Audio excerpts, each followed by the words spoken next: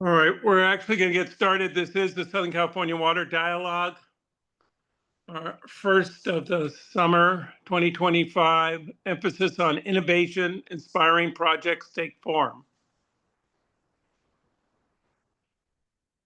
I'm Connor Everts, your moderator for the day. I will be doing the initial and the end of the program, which runs for about an hour, and then we go to the questions and answers, which Dee Zink from Met does. Again, I am co-chair and moderator, representing Southern California Watershed Alliance and the statewide Environmental Water Caucus. And Dee is the general manager of external affairs for the Metropolitan Water District of Southern California. As always, we want to thank all of you for being here, but also our Water Dialogue Steering Committee who are listed there, all of whom contribute to this program. If you have any other suggestions or ideas of what we can do, please get in touch with us. I always want to make mention that Kathy Caldwell is our coordinator, and it's up to her and the support staff with Gary and Joanne and others from Met to make this happen. Wouldn't happen otherwise, so I want to make sure everyone knows that. Okay, you all have been doing Zoom for a while, but the ground rules are if you have technical difficulties, use the chat feature to let us know. Joanne will be monitoring that with Gary. If you have a question, you're going to hold on to the questions because we do them at the end of the presentations, all three, and use the Q&A, not the chat for that. If you don't have a good connection, move closer to your wireless router and turn off other services using bandwidth. I'm not going to say that you're watching Netflix or anything, but also make sure you will be muted by default. And then again, we run 60 minutes with our dialogue or question action time afterwards, which Dee Zink will run. Again, how to answer a question on the bottom of your screen, you should see a Q&A box. Type in the question, send. You can actually upvote by clicking thumbs up and move a question you or anyone else thinks is more important to the top.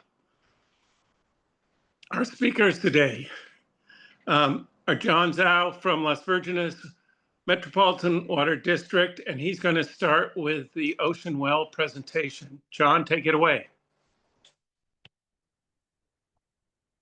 Thanks, Connor. Let me share the presentation. Here we go.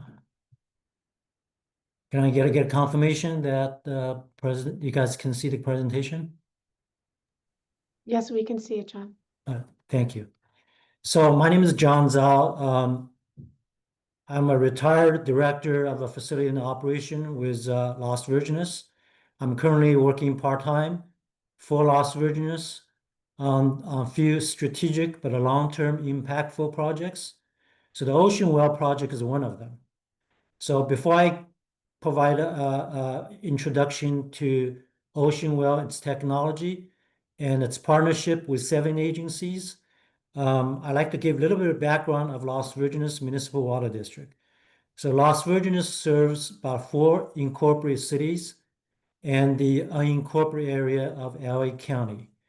We are also a JPA with a water district called Triunfo in Ventura County to operate a wastewater treatment plant. So Las Virgenes serves about 75,000 in populations.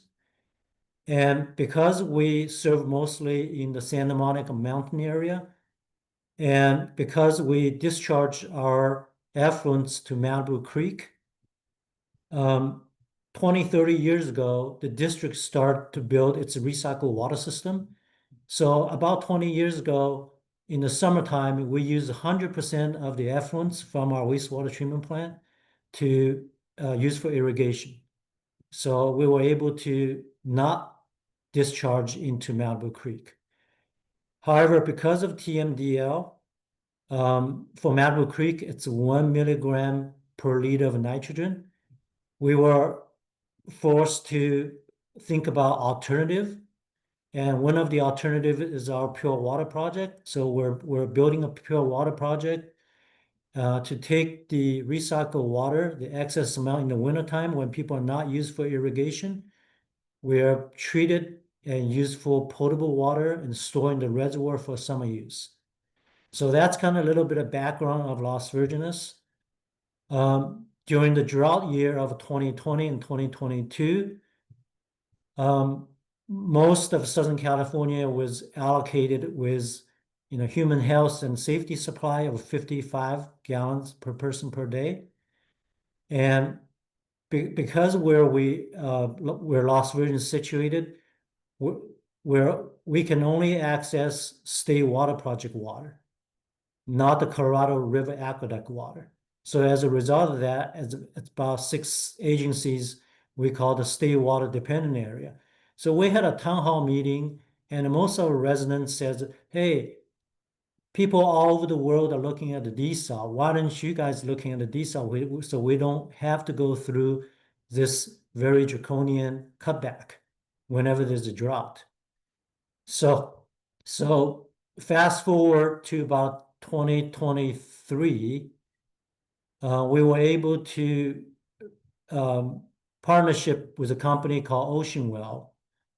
And Ocean Well brings not a new technology, but the application of old technology to the desalination environment. And it's very well suited for a coastal community like us. And so with that, I'll give a little introduction, a brief introduction on the company. So Ocean Desal, what they propose to do is using subsurface desalination pods to pump only the fresh water out of the ocean.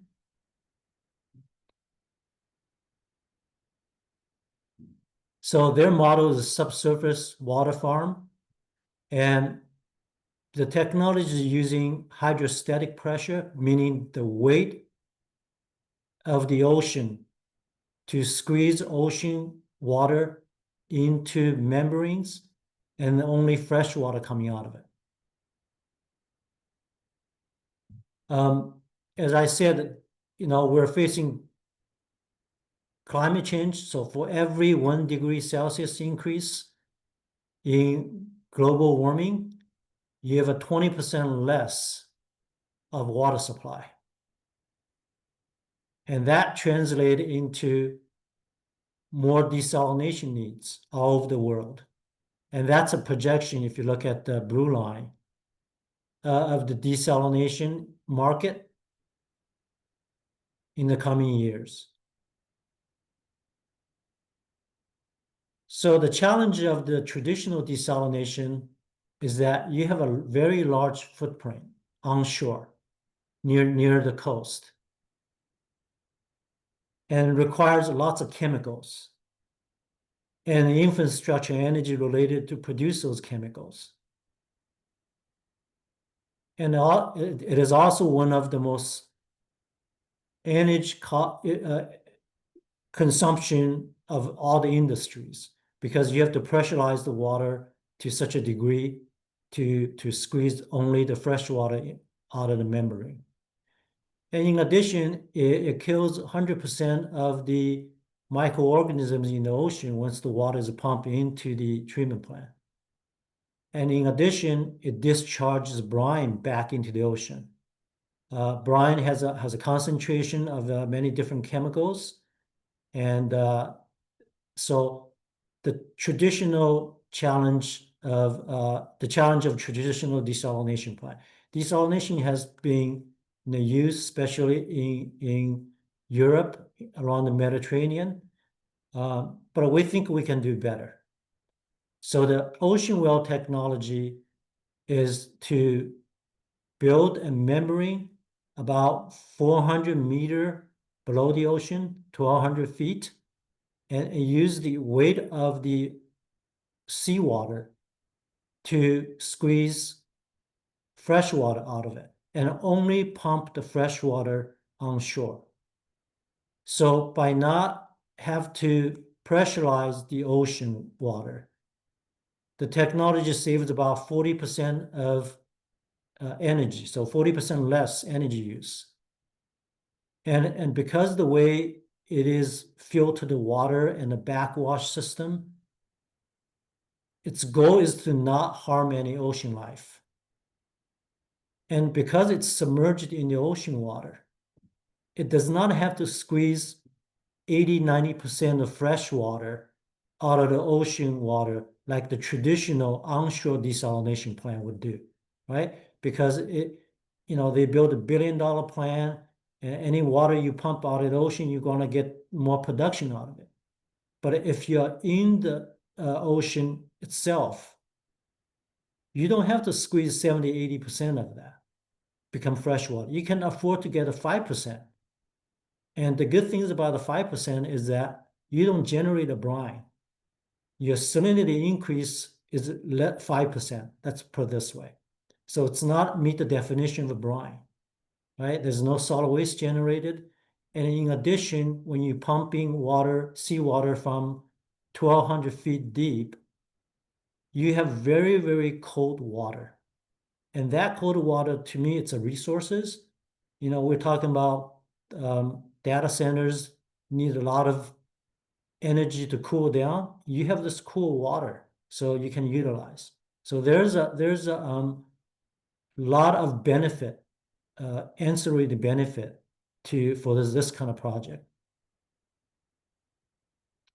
In terms of footprint comparison, ocean well water, once realized, its footprint is a pump station. It just need to, once the water is pumped from the ocean, it just need to pump into onshore distribution system, right? And because it's 1,200 feet below the ocean surface, it's in the aphotic zone where the sunlight doesn't go through. That means it's much less microorganisms that you have to deal with.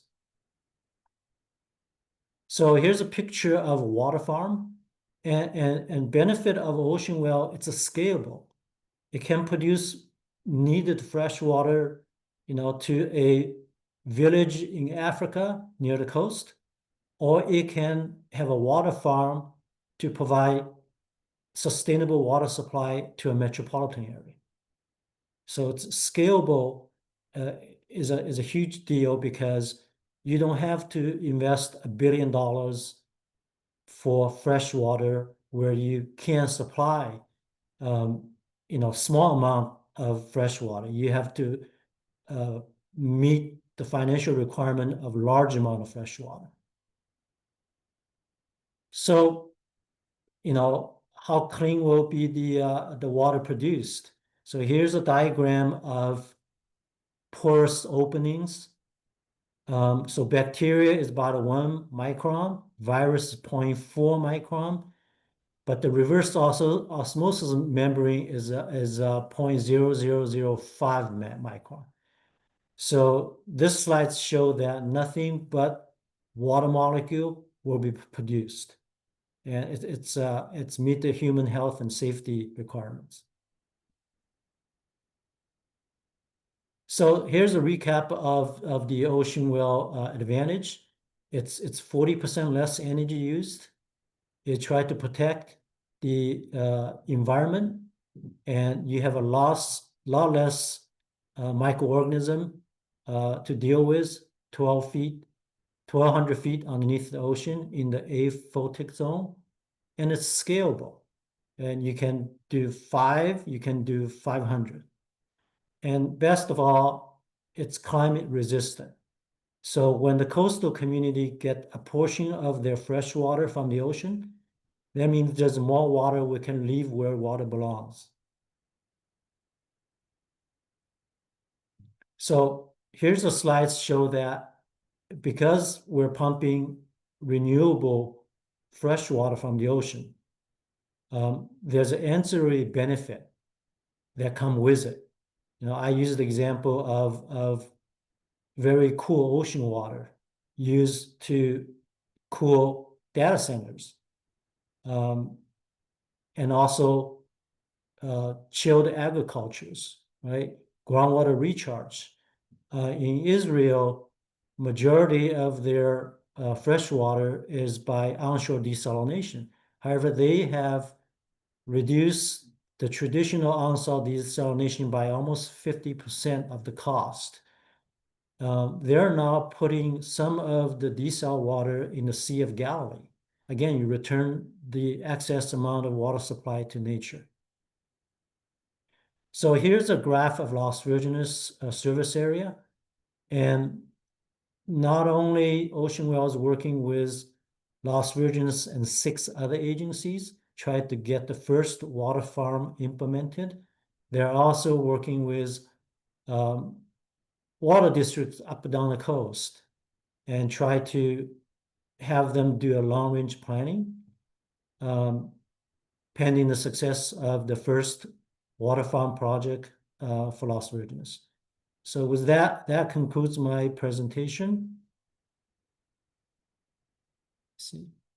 So we're gonna hold all the questions to later, right? So I'm gonna introduce June Lopez. June is the general manager and the CEO of the Moulton Niguel Water District. And June will talk about the Oasis Direct Potable Reuse Project. June? Thank you so much, John. Whoops. I'm trying to do the alarm like I was told. Thank you for that presentation. It was very fascinating. So hello, everyone. It's great to join you all virtually. And I'm really pleased to talk about our direct potable reuse project, OASIS, which stands for Optimized, Adaptive, Sustainable, Integrated Supply. Next slide, please. But before we continue, just a little bit about Moulton Niguel Water District for those of you who are not very familiar with us. We serve about 170,000 people within the 6 cities of South Orange County. We provide drinking water, recycled water, and wastewater service. One of the things that we're very proud of is that we have been the top workplace in Orange County for the last 8 years, and also Top Workplace USA. And we were really the first public agency and the first water agency to receive that distinction. And now more and more water agencies are participating, which is great because it takes great people to do amazing and challenging work that we all are tasked with. And of course, we have about 200 employees and 7 board members who are elected by the public. Next slide. So we have a long history with reuse. It really was created out of need back in the early 60s before water recycling is what we know to be today. In our service area, South County, actually, we're 100% reliant on imported water.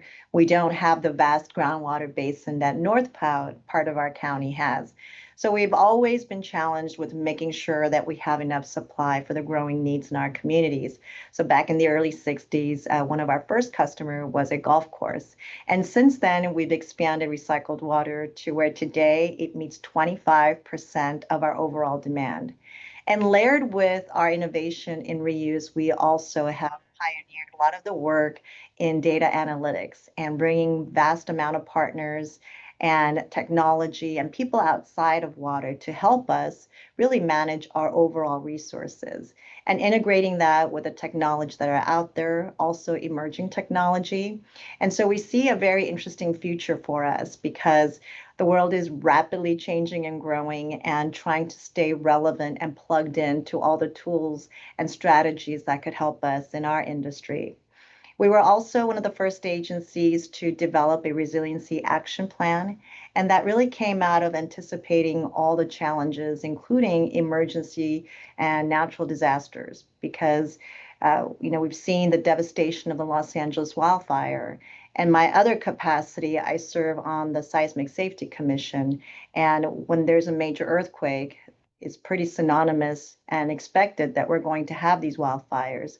And so we try to figure out all the issues that we might be challenged with and working within the organization and with all of our external stakeholders to really map out a plan to be more resilient into the future. And so it's been a great process and it's been very collaborative and it's an ongoing work in development and really has set us up well to deal with the challenges that we're already seeing from the climate impact. Next slide. So our innovative reuse project, OASIS, one of the things that's so unique about this is that we are small. Compared to some of the other direct potable reuse projects that are being contemplated, LA, San Diego, Las Virgenes, a lot of these may be bigger. but we are nimble. It's about 3 to 5 MGD, and I'll get into the particulars of the project. But what makes this project so unique beyond the fact it's direct potable reuse is that it truly is a model of multi-benefit. So clearly we have a lot of stakeholders. I always say this is a project that everybody loves because it has something for everyone. It has something for reliability. It also captures urban runoff, so it really improves the watershed health. It also reduces discharge into the ocean because our neighboring communities are coastal communities. And it's great for the environment, clearly, but it's also good for the people that are part of the ecosystem because we are making sure that we have a diversified portfolio of supply reliability and making sure that we are looking at local ways to be more sustainable into the future. We also are contemplating a watershed education center, and it's not just the education about water and water recycling, but we want to show not just the science, but also the opportunities for workforce development. As you know, with the DPR regulations, it requires advanced certification, and we have one of those people on our staff. And we want to use this as an opportunity to work with local community colleges to develop a certification course to upskill some of the existing operators, but also use that as a pathway for those who are thinking about getting into water. And we want to use this center as a way to showcase not just the aspects of the project, but what it can do in terms of developing our existing and future workforce. Next slide. And so the way that this works, the direct potable reuse, is we have a plant. As a matter of fact, I'm sitting in a trailer of our plant. It's a regional wastewater treatment plant. And what our plan is to take all the water, the wastewater, treat it to advanced level, and put it back into the drinking water system. What's unique about this too is we're predominantly a residential community. So in terms of source control, we have a significant amount of data that allows us to see just the types of wastewater that's coming into our facility. And I'll talk a little bit about the process. And the goal of this project, there's really two parts. And our hope is that we take all the wastewater in our service area, treat it to advanced level, and put it back into our drinking water system. As I mentioned, it's small, 3 to 5 MGD, and we plan to do a pilot and then to a full demonstration before we actually introduce the final water into our drinking water system. Next slide. So the second part of this project is the urban runoff capture, because we have Aliso Creek watershed. And for the last 5-6 years, been working with the County of Orange to really understand the amount of outfall into the ocean. And we've been able to get some funding to better measure just how much of urban runoff we have. We also use that data to pinpoint neighborhoods where we were experiencing overwatering to reduce that runoff. So we have a lot of historical data that we're using to understand the flow of this watershed. But the goal is to capture that and put that into a regional lake, which is right next to us, and use that water for all the outdoor irrigation. So currently, all of our outdoor irrigation customers that we serve with our wastewater that come into our wastewater treatment plant, that's going to go into the drinking water. All the urban runoff that we're going to capture will go into irrigating all of our irrigation customers. Next slide. So when you combine both, you have two parts of the system. And again, we totally plan to follow the regulations and the process requirements that the state board has developed, and using this as a visual to help public understand exactly what we're talking about with our project. Next slide. So these are some of our stakeholders and partners, and that's another thing that makes it unique is that we did a very early effort to get our friends to help us, because again, there are bigger projects that are being contemplated. We want to learn from them and they want to learn from us, because whoever is first, it doesn't matter. It's not about being first, but it's about getting it right so we don't mess it up for the others who have projects that are in the pipeline. And the County of Orange has always been a great partner with us, and they're very excited about this project. We have MOUs with them, LADWP, and we are working on getting several more of MOUs with some of the logos that you see here. We had an opportunity to present at Metropolitan, City of Laguna Beach. We talk about the coastal cities, and they're very excited about the prospect of reducing discharge into the ocean. Orange County Sanitation District and Orange County Water District, they are the pioneers of indirect potable reuse. And we've always been very proud of the work that they've done and how Orange County has been a leader when it comes to reuse. And we see Oasis as the next generation of that tradition of innovation and reuse. We also have great partnership with FEMA. They help to fund our planning study, the feasibility study. And we know that there's some uncertainties, but right now, fingers crossed, we are secured for the funding that we have. We are also ranked #1 project in California by FEMA, and also one of the top projects by U.S. Bureau of Reclamation, who's giving us about $500,000.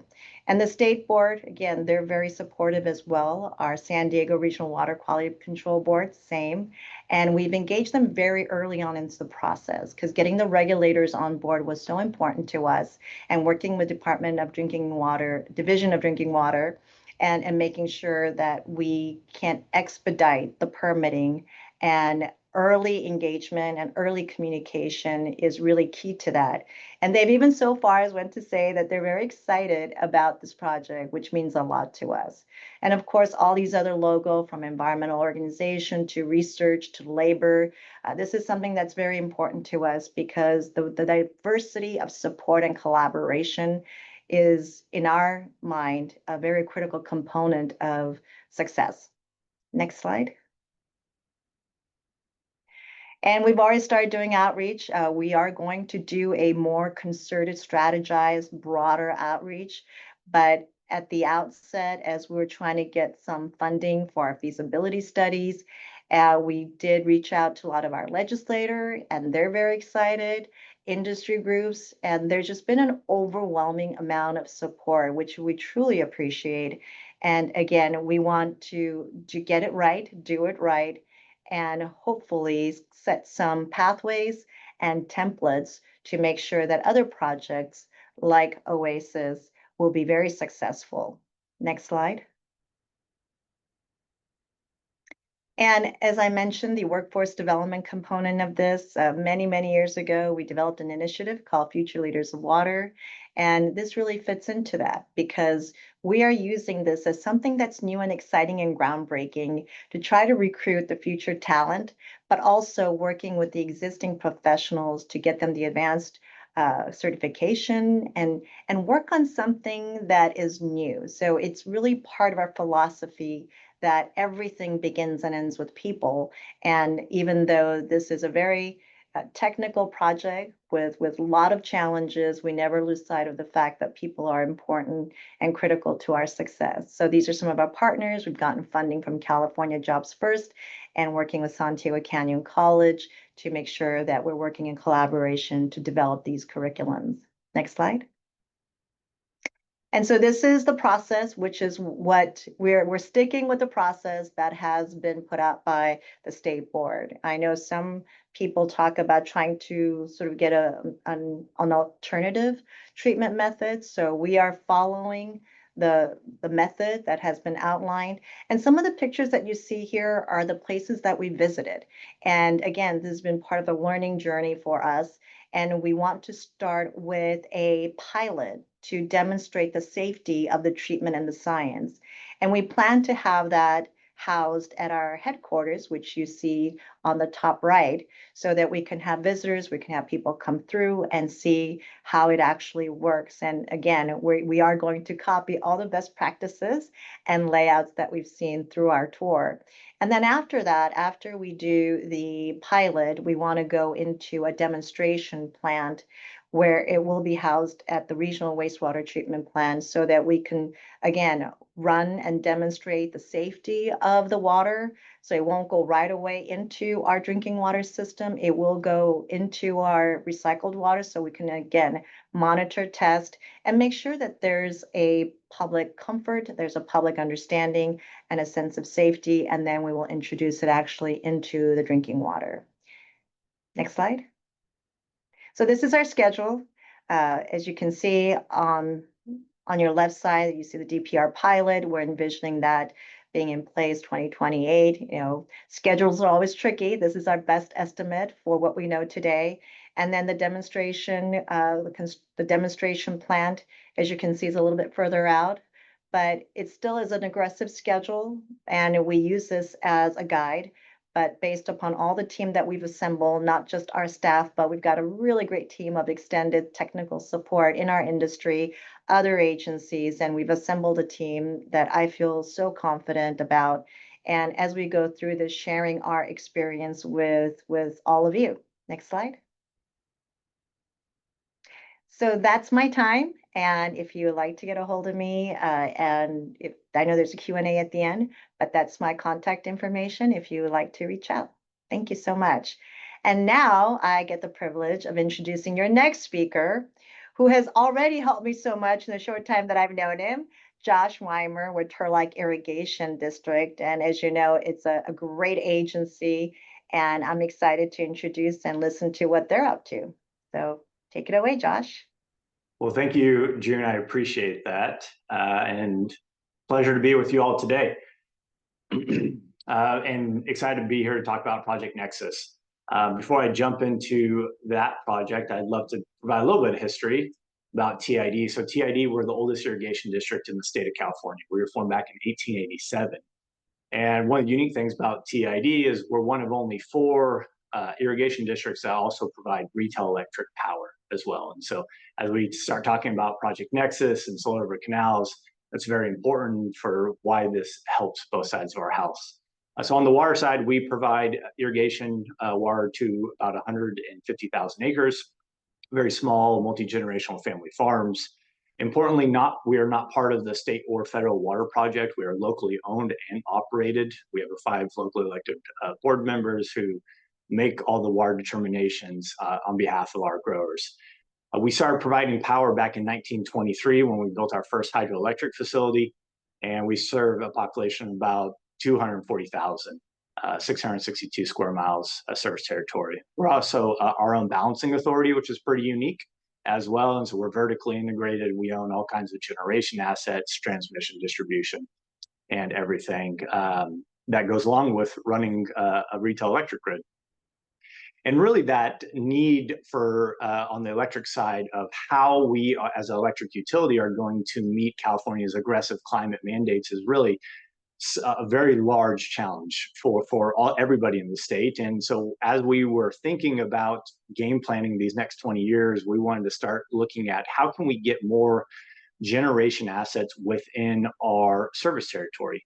And because we have a reliable supply of irrigation water, our land values here are incredibly expensive, $50,000 to $65,000 an acre. And so if we were to have to buy land, ag land, and take it out of production, which we don't want to do because it's sustainable farming practices here, it would make it cost prohibitive, right? It would make so much more sense for us to buy a renewable project somewhere else. And so we started looking at land that we already owned and how we might be able to transition some of our fleet to more renewables to meet these goals.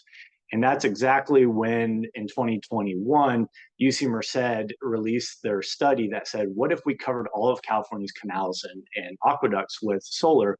What would be the water savings through a reduction in evaporation? And what would be the renewable energy generation benefits? And so 2021, in the midst of a drought, really this caught California at a perfect time where we had a surplus in the budget and there was a lot of interest and focus on water conservation and savings. And so we were interested. UC Merced is right in our backyard. They're about 20 miles from us in the Central Valley. And we picked up the phone and called the lead researchers and wanted to know more. Obviously, you know, the leading The headline grabbers was the water savings, but as we dove more into the research, it really started to bring up some additional benefits that we can talk about a little bit later. And so it's really easy to say no to these type of projects, right? It's obvious the reasons that you would do it. A lot of people have talked about this concept before. If you guys have 250 miles of canals, why aren't you covering them with solar? And there's plenty of reasons not to do that. But up until this study came out, there was really never a quantification of what those co-benefits potentially could be to really justify it. It's easy to say no. The O&M for a 125-year-old canal system is extensive. You can see in the photo here that that is some of the reasons that we don't want to cover our canals, right? We have to have long stays. We have to do a lot of cleaning, sediment removal within our canal system. And so really in the past, just why would you ever want to cover those if it then limits your ability to maintain and ensure affordable and reliable irrigation water in the future? There's a lot of concern about canal integrity. We do a significant maintenance program in order to be able to continue to serve water. But from the TID perspective, just saying no is not in our culture. It's not in our history. We like to look for yes. We like to move forward with innovative ideas. And so we really started to look holistically at the entire side of the house, not just from the water perspective, but the energy perspective, because both our water and power customers, they're all part of TID family. And so how do we look at utilizing land, like a new land use perspective for the assets that we own, and how do we start valuing some of these co-benefits? And so getting more renewable energy, obviously it's something that we need. We need hundreds of megawatts of more renewable energy to meet the state's climate goals and mandates. And that's going to be difficult. And so we want to look at that land use policy consideration. We spend a lot of money and time to clean our canals, to keep weeds, aquatic growth in our canals out of the canals, stop it from blocking drops and side gates that would disrupt the delivery of water. And so we started looking at all these other co-benefits of how do you maximize that? How do you potentially put in a generation asset at a specific location in your service territory that could defer maintenance, defer investments that are needed at substations or feeder replacements? And so really looking at all sides of the house and how this could have multi-benefits. And one of the things too, it's challenging our team, right? Our construction and maintenance team, they do a phenomenal job. And we just really challenge them of saying, yeah, we obviously know that this might provide some type of difficulty in terms of how do you maintain your canals. And we've been doing a great job for over 100 years doing it that way. But that's not the only way to maintain your system. And so let's challenge the team to think out of the box, creative solutions, see what other people are doing, and to see this holistic benefit for the team. And so, like I mentioned, innovations at our core, the first irrigation district in the state, first one providing retail electricity. We have piloted all types of concepts. Some have worked, some haven't, but that's kind of at our core. So this really fell into place for what we wanted to do. And so, as I mentioned, back in 2021, the state had a budget surplus. They included a $20 million line item in the budget to study this concept. And since we were the electric and the water provider, we were selected to pilot the concept. And so we have two locations. We call one the narrow span and one's the wide span, for obvious reasons that you'll see. So the narrow span is 20 to 25 foot canals. You can see that there. There's two different sections, and then you see that large body of water. That's one of our regulating reservoirs. And so our 250 miles of canals, it's gravity fed, which is a great system. But it was designed 125 years ago. We have been investing a lot in water efficiency, water capture. And so this is a spill reduction, one of the really good water efficiency tools. And so we wanted to put this solar over canals near that to have this one-stop shop for innovation. So you can come see the latest water efficiency measures, some of the drop automation and side gates that we're doing, and then also have this electric asset. And so we have two locations here. One is facing west, one's facing south. You can see that we have some electrical equipment along our canal banks, and that's one of those additional benefits is we use our canals as most of our electrical infrastructure runs right there, so it makes interconnection more simple. And so at this site, you have these two locations together. It's about 500, it's about half a megawatt AC, over 1,400 solar panels. And we also have, you can see just kind of down in the bottom right, there's two energy storage batteries. These are iron flow batteries from ESS. We wanted to pilot that concept of how to utilize that. There was some concern about having maybe traditional lithium ion so close to some of our transmission assets. And so we're piloting those to see how those work. And this was constructed and fully energized a few months ago. And so as you can see here, this is a great visual of just showing the canal shaded. I mean, obviously that was the goal of this project, is to cover the canals, but actually getting on site and seeing your canal in the middle of the Central Valley in California shaded is pretty unique to see. And right here, one of the design requirements we had is needing to have access to our canals. And so there's a lot of different types and designs you could do, but we want to make sure that we didn't minimize and we didn't lose access to our canals, which was a very large point for us. Another great photo of just showing that shading of the canal system. And so this should, as UC Merced, this should reduce the amount of evaporation underneath here. And so the UC Merced is part of this public-private academic partnership. They are extensively studying this. And then there are multi-facets of what we're looking at. So the UC Merced paper said that if you cover these canals, you're also going to then cool the ambient air temperature, and that is going to make these solar panels more productive. And so they are studying every aspect of this. They're doing a life cycle. I'm gonna, Excuse me, Kathy? Keep Okay. going. I'm sorry, go ahead. Okay, sorry about that. I thought you guys were chiming in. Yeah, so there's multiple aspects. UC Merced is doing a full study. That study should be out next summer. And it's very detailed, looking at so many different aspects of this. Here's another visualization of those solar panels over the canals.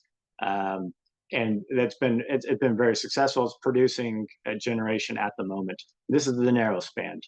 The wide span is more representative of the State Water Project. It's what DWR is probably more interested in because it's more representative of their system. And so this is a 110 feet wide canal. And it is our central point of all water that goes to all of our farmers goes through this point. And so larger capacity, but also some of these design components are very important so that we don't lose the integrity of the canal system and have any type of issues. And so the amount of square footage is about the same, but the linear feet is considerably smaller than the narrow span, but it's going to be generating the same production. And so we have another half a megawatt system here. DWR is very interested in the scalability analysis. That's what UC Merced is doing. So their paper had all of these theories and concepts, and this is truly a proof of concept project to true out those in a real world dynamics and system. And so we are in the midst of construction. So as you can see, it's up. We're working on the electrical equipment. This should be energized hopefully at the end of July. Just an overhead visualization of it. Pretty impressive to watch them build this while there's water in the canals. Obviously, a lot of crane work, a lot of complexities onto how to build a structure like this. So you can see this is the design that we went with for this project. And so this is the design we ended up with, but it's not the initial design that we started to work with. And so this was a proof of concept for Merced's paper. And in their paper, they theorized about using more cable tension structures, reducing the amount of steel. That should reduce the weight, and it should also allow you to span a greater distance. And so we spent a year going after that design engineering and got to a point where it just wasn't actually constructible. And we couldn't get teams to be able to bid or actually construct that. And so we had to change that design. And I think that that's beneficial, right? This is the whole point of doing these pilot projects, is to prove out these concepts and identify what works, what doesn't work. That doesn't mean in the future that design won't work. It just wasn't working here. There was nobody who had done that system.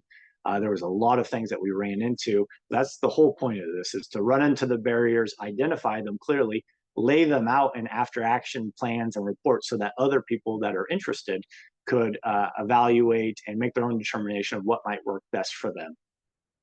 And so there was quite a few things for us, but like I mentioned, defining success for us is obviously a fully energized project. We have that at one site. We'll be having the next one energized next month. And then what we're really need to focus on is how do you value and quantify the co-benefits? Because in terms of making this determination to scale it in the future and would we invest more, we need to be able to look at this option and all the co-benefits as we compare against other PPA costs or our costs to go build our own solar facility. And so we need to bring in all of those valuations to make sure that we're looking at this holistically, not just a cost to build over solar over canals or a cost to build in an empty field in the desert. And so we want to fully bring that home so that we're able to do that. And what's next for us? This is a rendering. So you see this, what looks like a foldable system.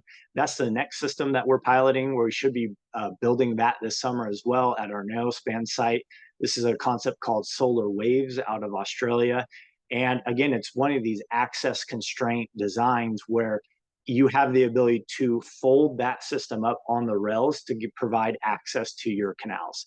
And so it's an interesting design. It's something that we want to pilot. We really want to be piloting multiple options so that we're able to show and give tours and show people what might be a solution set that works for them. Because at the end of the day, it really depends on what your use case is. And so for us, being the water agency and the electric agency, I think it made a lot more sense for us to pilot this. Obviously, the state providing all the funding, it was the largest driver for that.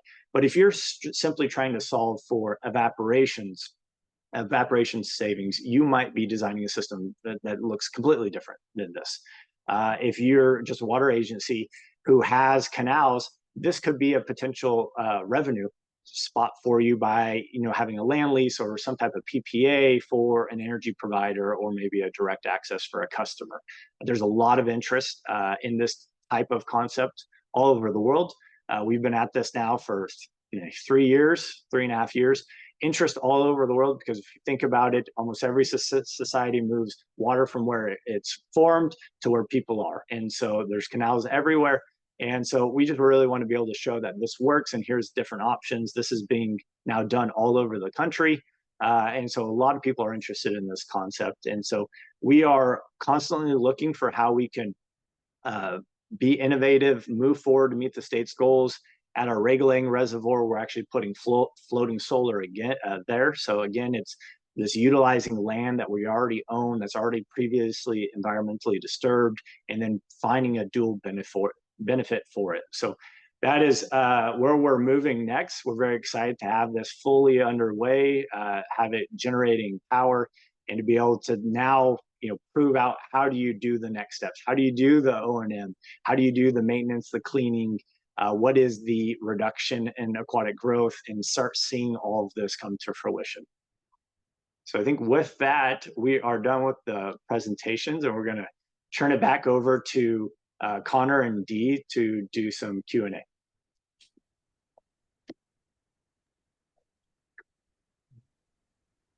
All right. What a fabulous panel. This is so exciting, and I love hearing from all of you. So thank you, John, June, and Josh.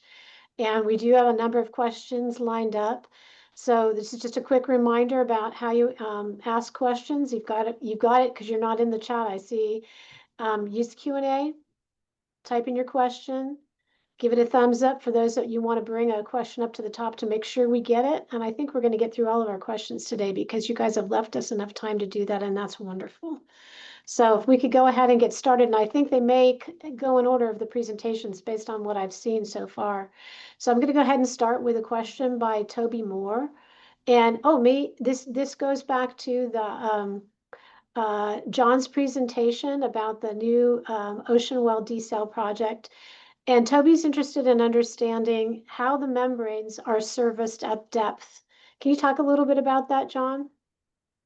Yes, so we all know how expensive it is to maintain, to service anything 1,200 feet below the surface of the ocean. So the proposal here is to just bring the pods up to a boat and drop a new pod and take the pod back to shore to service. That helps with the farm too, that you have that scalability of the project and That's allow you to correct. do that exchange. So that's great. The next question is from an anonymous attendee. Thanking you, John, for the presentation and asking if you could share the timeline for when the Ocean Well project is scheduled to begin production. I know it's a little far off from production. So what is the current status? So we are completing a pilot at our Las Virgenes reservoir. And it's a freshwater reservoir. People say, well, why are you testing in the freshwater reservoir? So freshwater reservoir has the most, in terms of biology, it's in probably the worst condition for ocean well to test. So if we can do well in a worse environment, we'll do better to 100 feet below the ocean. So that's where we're testing. We're testing to make sure there's no biological life harmed through the process. So this pilot was funded by Metropolitan Water District and also Bureau of Reclamation. So we're wrapping that up. So next year, 2026, we will do a back of the boat test, followed by a ocean pilot where we will pump the fresh water from the ocean and supply a small community, and we will let it run for a year or two. And then before we implement, we call the water farm number 1 to try to supply 59 million gallon per day of water to about 7 agencies. So that will happen probably 2028, 2030. Jai, can you say what is a back of the boat test? Just so everybody knows. So back of the boat test, you take a boat, you take to an area where you can lower your pod 1,400 feet below the surface, and you let it run. You test the fresh water coming out of it, and you have a camera to look at, how the membranes perform. You do that for a duration of time and make sure everything you think works in a way it should be. And after that, it's the full-scale pilot where you will deliver that water to residents.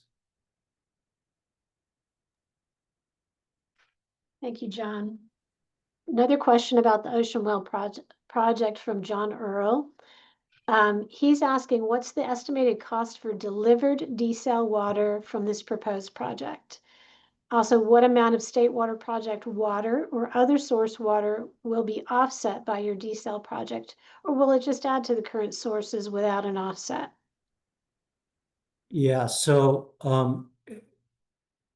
among these 7 agencies, we're looking at 10 to 15% supply of this water as part of our portfolios, water resource portfolios.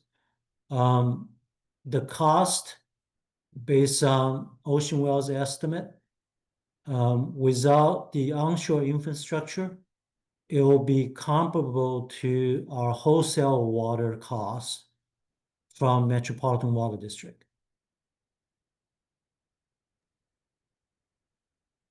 Thank you, John. So another question, a couple more actually related to Ocean Well.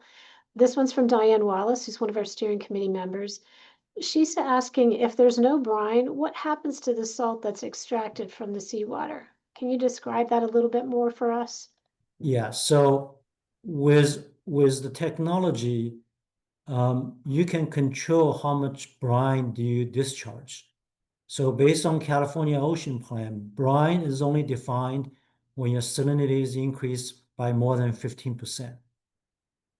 So because you're submerged in the seawater, and you don't have to squeeze 70% of the 70 to 80% of pumped seawater like you would for the onshore desalination plant. So you can produce, say, have control salinity increase by only 5%. So that 5% salt will very easily disperse in the surrounding ocean, and you'll see hardly any salinity increase. So that's the reason why I say there's no brine, because the discharge of minor increase in salt concentration does not meet the definition of brine based on the California Ocean Plan definition. Okay, and the final question, at least at this beginning part of our Q&A, is from John Armstrong. He's asking if there's any chance of inland desal, like deep lakes, to use ocean well technology. Or do you know any examples? You mentioned that there were examples in other places of the world of similar technology. Could you share a little bit about that? Yeah, so the current phase of the ocean well desal, it used the weight of the seawater. So the optimum level is about 1,200 feet below the surface. Lately, I've been talking to Ocean Desal, says, hey, why we restrict to that? Because if we, let's say, pick a location, you only have 400 feet. And if you pressurize the membrane, you can still technically produce fresh water, but the energy saving is not as much, right? Instead of a 40% savings in energy, you may have a 20% savings in energy.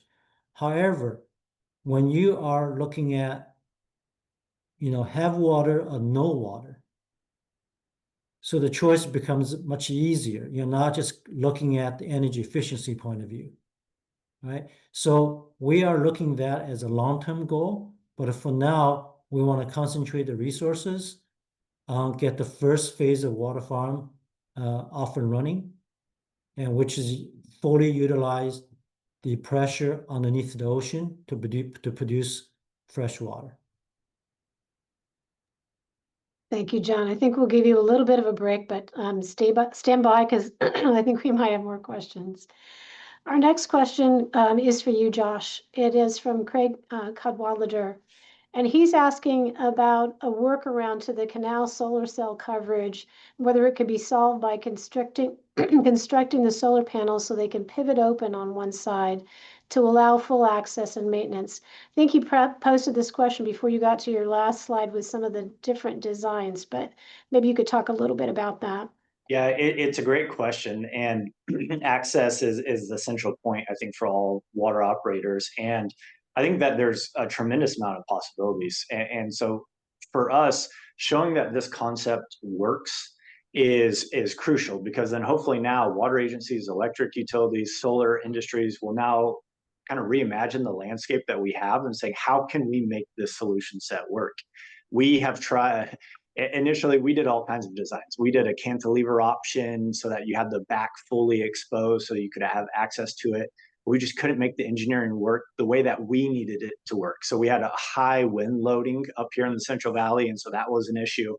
And then mainly for us, like you could cantilever anything and have it exposed, but you had to have it tied down with cables and have enough support structures. And for us, we drive along our canal banks all the time, and farmers do as well, so you can't block those. And so that removed out that option. We were hopeful for the narrow span that could work. We're also, the UC Merced, who's doing a lot of this work, also is doing a test site of just a vertical panel at one spot, and just to see if there's benefits there. So you only have it covered on one side. And so I think to his point, there are so many different ways we can do this. If we show that this is a good use of this space, there's co-benefits, it's worth investing in. I think innovation is only going to take off on this. There's going to be hopefully 20 different ways to do this, and every agency can pick whatever works best for their use case. Thank you, Josh. And a good segue mentioning UC Merced. Diane Wallace is interested in knowing if there are other universities that are working on conducting research on the Nexus project in particular, or maybe you could share about other work that's going on in different areas as well. Yeah, the main UC Merced is the main person on the Project Nexus team, but there is a larger effort, the California Solar Canals Initiative, that is being led by USC and then 9 different universities to really take this concept and build off of it from a statewide perspective, scalability, doing a lot of economic analysis. So there's a tremendous team behind that effort, and they're using a lot of the learnings from this Nexus as a foundation. And so the main researchers from UC Merced are obviously a part of that California Canal Initiative. And so there's quite a few different universities and research institutions that are looking at this as a whole. Thank you, Josh. Okay, John, we're coming back to you from Cameron Church. For Ocean Well, how is the water rising to the surface? Are pumps pressurizing the salt water through the membranes, or are pumps creating a low pressure on the filtered water side? Is there pre-filtration of the raw seawater before the reverse osmosis stage? Yeah, it's the latter part. So by pumping the fresh water to shore, you're creating a low pressure on the suction side, and the differential pressure between the low pressure on the suction side and the weight of the ocean water is what's drive the ocean water into the membrane and produce fresh water. Thank you, John. And Cameron's also interested in knowing if this is Ocean Well's first installation. He's asking in the ocean. You're not at the ocean yet, but maybe you could also talk about permitting for the project and getting yourself to the ocean and what that will take. Yeah, permitting is a big part of it. We have received a permit to do ocean test from US EPA and the California Coastal Commission. And so based on the data we gathered, we want to start early, like June said, get the regulatory buy-in. So. And Ocean Well, is that a term that's used? I'm just going to add on to this to respond to Cameron's question or have you respond. Is that a term that's used for other similar projects around the world? Is that unique to this this adaptation in our service area? Ocean Well is the name of the company. And for now, we're verbalize this and because there's no other words, you know, unless you use a long sentence to describe that. Well, does it exist anywhere else, I guess is the question. Is Ocean Well testing this anywhere else in the world? They're testing in the Panhandle. They're testing in, I think, in Middle East. There's several potential projects they're looking at along with the project off the Malibu coast, but looks like the project off the Malibu coast will be there first. That will be the first. The Malibu is the first. Yes. So they're working towards it in these other countries. Okay, Yes. thank you. Thanks for that question. Okay, we have another question from our anonymous attendee or different anonymous attendee, maybe. John, how much energy does the desal project add by having to pump the product water out of the depth and all the way up to shore where a traditional plant would be built? And one argument is that deep water intakes dramatically reduce the number of organisms entrained and impinged, but that is not how you measure the impact. Instead, you start by estimating the organism's life cycle range and population size, then calculate what proportion of that population is impacted. Deep water organisms almost always have much smaller population sizes, so just as a reduced number of organisms compared with the shallower coastal waters can still be a great impact on the smaller population. Can you talk a little bit about the environmental impacts associated with the project? Absolutely. So I want to take what Josh said. You don't know until you try. So we are developing all those methodology to measure and to calculate, to determine how much of protection we can provide. But we think even not at 100%, it's better than 100% kill ratio for the traditional desalination. And sometimes you can't get to 100% with one step, and you have to take many little steps. So here's our little step towards a more efficient, more environmental friendly desalination, which we think the the world needed. Thank you, John. Okay, another question from an anonymous attendee is what is the timeline? And I'm sorry, let me just page down here for myself so I can get the whole thing. What is the timeline on ocean well collection on scientific data that actually shows impacts on marine life and habitat? So it's kind of a building on that. And then there's a follow-on question as well. Yeah, we're collecting the data with the pilot funded by Metropolitan Water District and Bureau of Reclamation. So those data will be available, will be submitted to those funding agencies. So we can build on that when we do the back boat trial to further identify what will be the impact in the ocean. But I think in testing in a freshwater reservoir, which is the worst, more biologically reactive environment, will give us better data than, when we go to the 1,200 feet below the ocean, as the population of microorganisms will be less.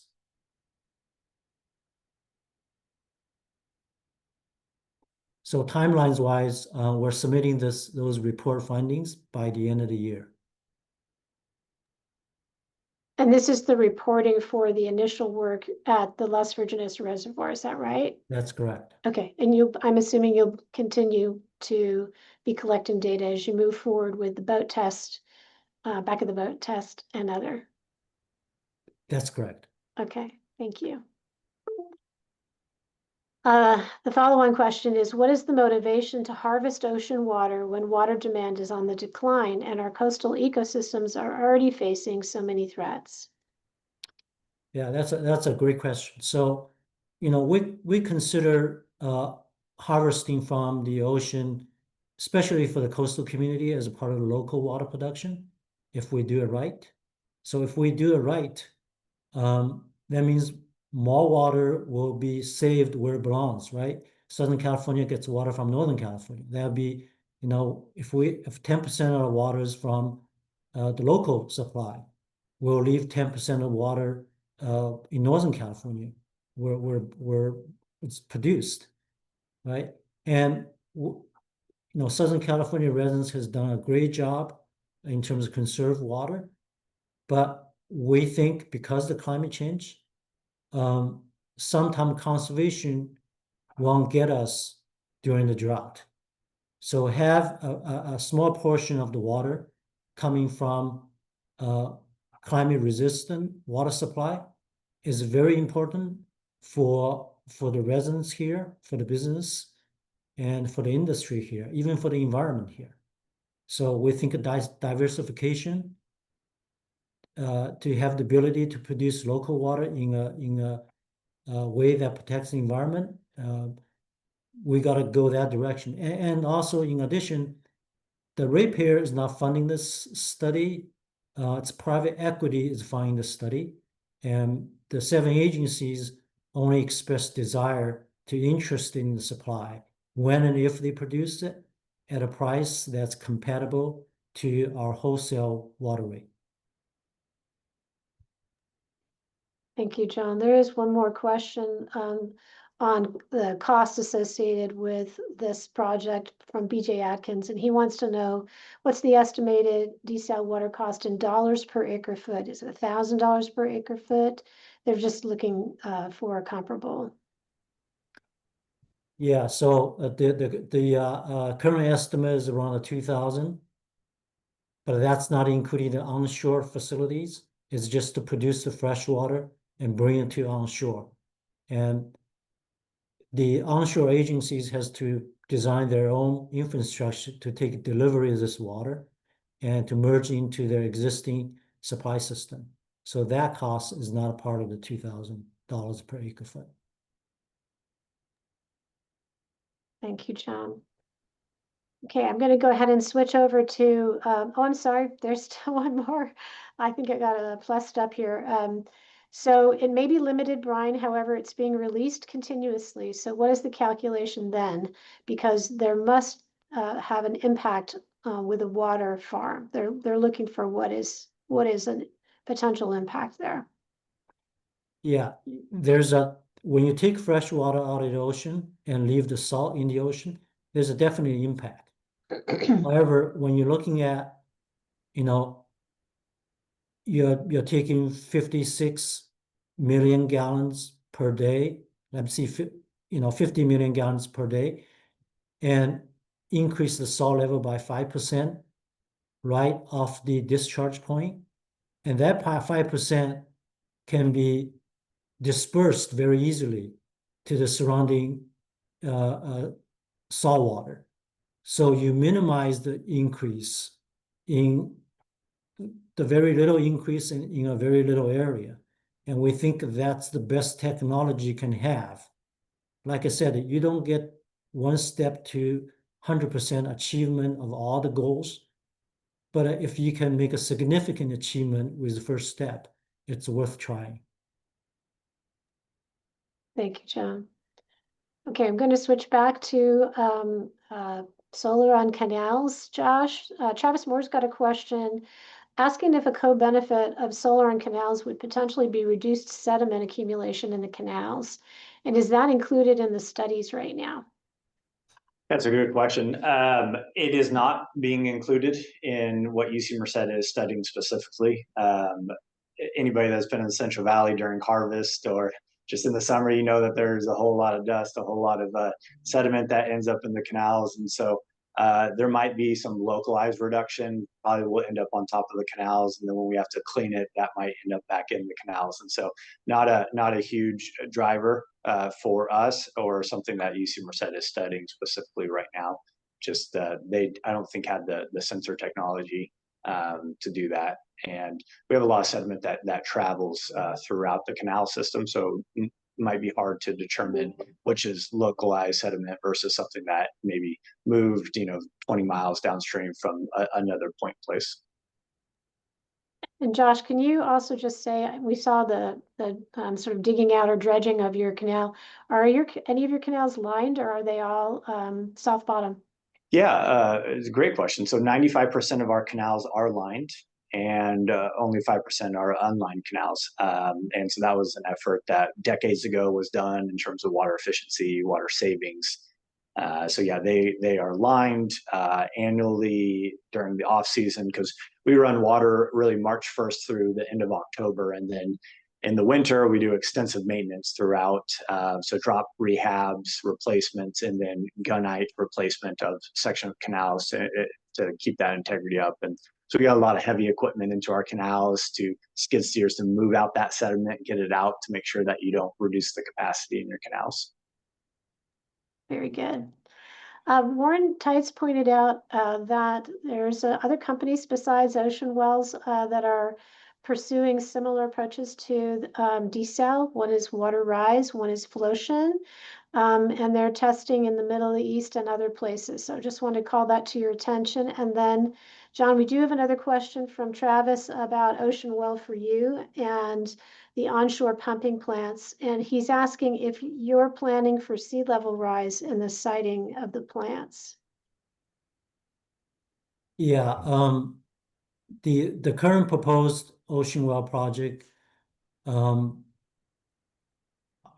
think would not suffer as much when ocean level rises, because it's sub-ocean, and it's not very sensitive to how much, even though ocean level rises 5 feet, which is a lot, right? It would not impact the operation of the system. And the only thing I can think of is the crossing, right? The shore crossing.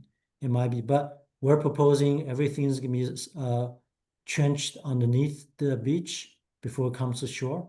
So it has minimal impact as far as the water supply is concerned due to the rise of the ocean level. And John, I think Travis was specifically asking about siting the pump plant that will be on the land, and if that's something that has concern for you. And I'd actually like to go to June Lopez for this question as well, because similar issues potentially for some of the recycled water projects, depending on their siting. Go ahead, John.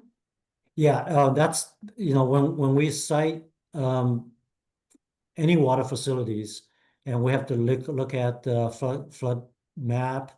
And so for Ocean Well, most of the Malibu coast, you have, levels right next to the beach. However, you have certain areas that's level, 20, 30 feet above the beach. So we think by siting away from the beach, we will take into account of ocean rises due to climate change.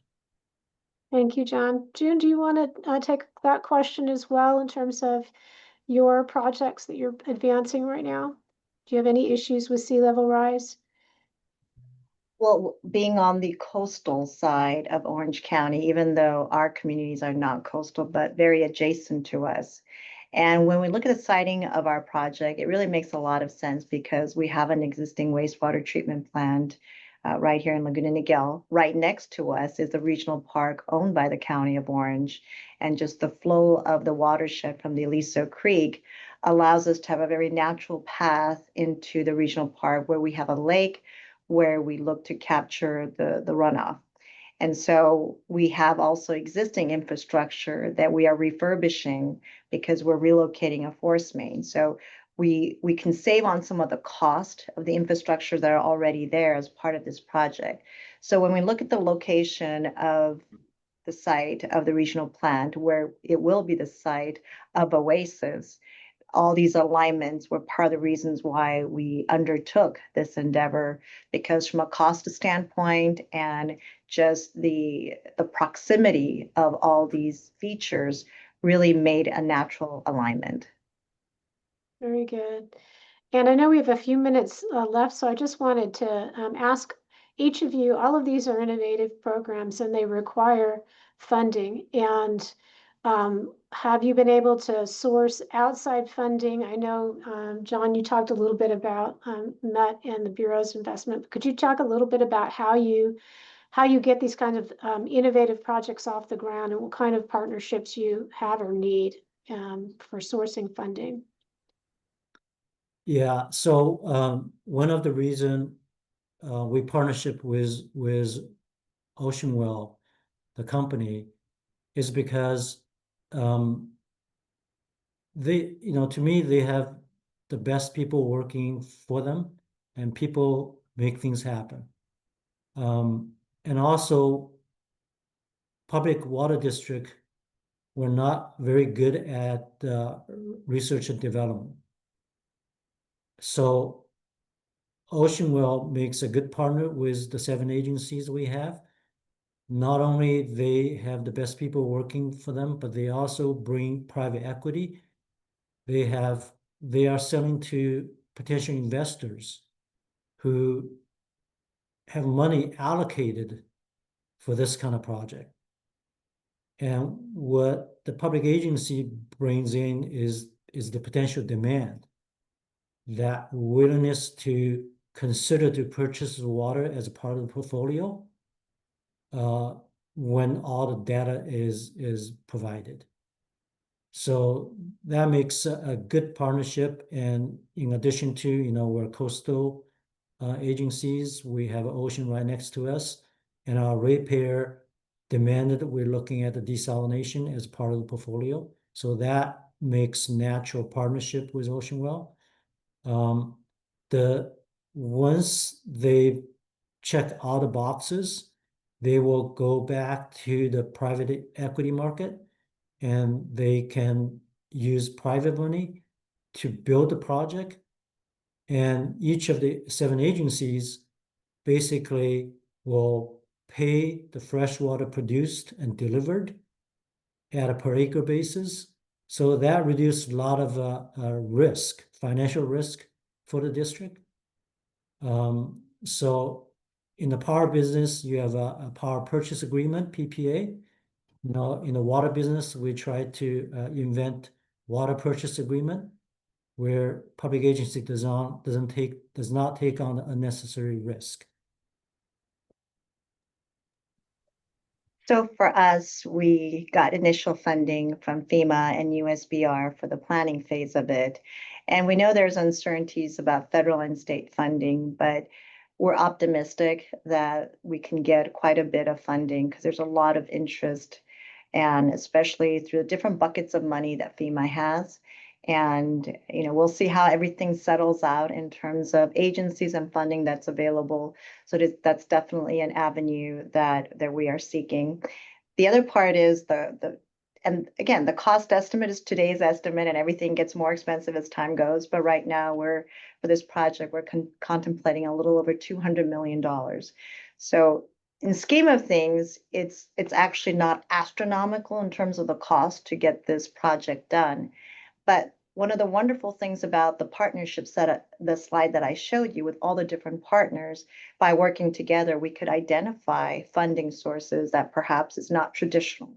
And that's part of what we want to do, is that everybody supports this project. What are some of the funding that's out there? We know there's money through the foundations, private foundation. As John mentioned, there's people that want to invest, and there are companies that are looking to be part of these kinds of solutions and excitement. And, I'm not going to ask money from partners quite yet, but getting their ideas and getting their support to develop a very diverse and broad coalition to identify all the funding that we can. But again, it's a manageable number, not saying it's not a lot of money, and that number will most likely escalate over time, but it's still a realistic project for us. Yeah, and then for us, like I mentioned, it was fully paid for by the state, and that really, I think, led to us being willing to take the unknowns and the challenges, because it's not our ratepayer funds, right? I think it would be harder for us to go out to our community and say, we're taking this risk for these potential outcomes.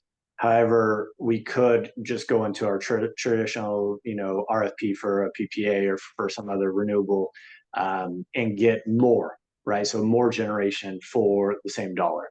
And I think what this has allowed us to do is saying, when we issue these technology agnostics RFPs, if a vendor comes back and says they want to actually develop something on one of our canals, we now have constraints to build in. We now can say, yeah, this could work if it's cited in the appropriate spot. And so definitely the funding from the state, I think, is the only reason that this project moved forward, 3 years ago.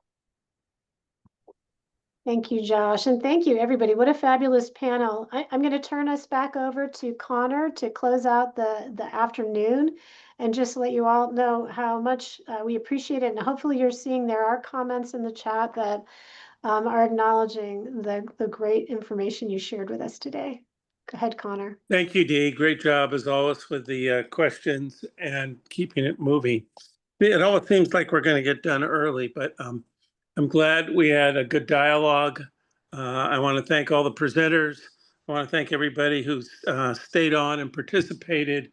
Again, it'll be posted, both the presentations, and I hope we capture the chat as well, because there's a lot of information there. So I'll just make my quick last moment comment. We all love technology when it works, but these are actual projects that are in the works. I'm very excited to finally, after many years of talking about it, actually seen photovoltaic solar go up, and all the work that Truex done. And I think we need more of that. There's a lot of speculation. There were a lot of questions on the Ocean Well, perhaps because of our past experiences for many years dealing with many speculative projects that also led with take or pay contracts, both in Santa Barbara and San Diego, which now has been equalized in the cost over metropolitan users. So there's a lot of issues to follow, but I think the OASIS kind of holistic approach as well, including job development and job training for people in the future. I think all of these have great potential, and some sooner than later. So thank you all. Our next meeting is July 23rd. Any impact you have, any complaints you can send to me, any compliments, send to Dee or Kathy. Thank you very much. Good night and good luck. Thanks, everybody. Thank you.